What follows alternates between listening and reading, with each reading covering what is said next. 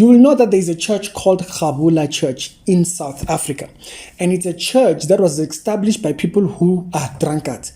They love alcohol to the death and they don't want to stop drinking. Okay, fine. But they've done so at a point where they want the idea of drinking alcohol to be accepted within church to a point where they can drink in church. And to a point where their alcohol is seen as a holy item, the same way they have holy water and whatnot and all that kind of stuff. Little do they even realize that holy water is not even a Christian concept. But they want their beverages to be recognized as things. So recently there's been articles of a church, this church, Gabola Church of drunkards, establishing over in Zimbabwe. I'll play a small little clip and I'll be back in a second. And believe me, it will be surprising results.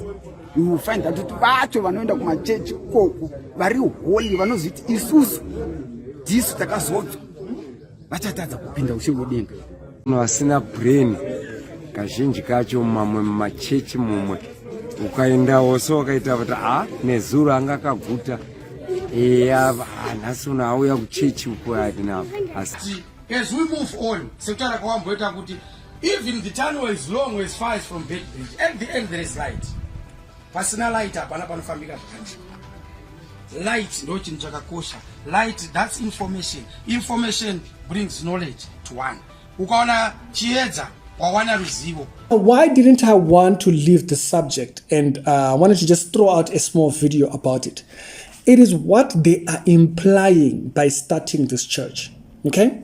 What they're implying is that they will not practice self-control, number one. The second thing that they are doing here is that they are setting their own standard.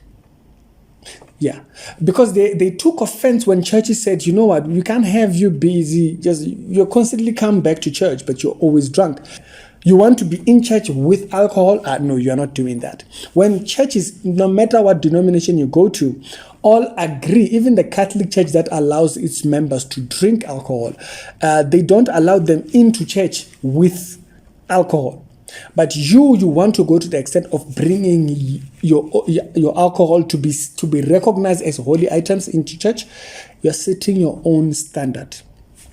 And once you do these two things, you set your own standard and you lower the guard on issue of self-control, you are literally saying you are a lawless person. That's to such a person whom we can copy from, that we can actually adapt certain traces from. That's what you're saying. And that's not a disciple's life. Paul says, have them amongst you who are examples of us, who have us as an example. So he's telling you the kind of characters to expect within church. Have them amongst you. It's a simple question. Can I copy the things that you do?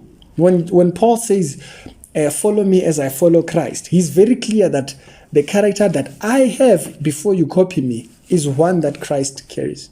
Right? Can I copy you as you are copying Christ? And you are claiming that you are a drunkard.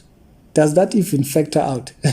You have done no different to those churches, to those bars, because they all play gospel music on Sunday when you pass next to the clubs and whatnot, right? So you've done no different than to turn that into bringing a Bible.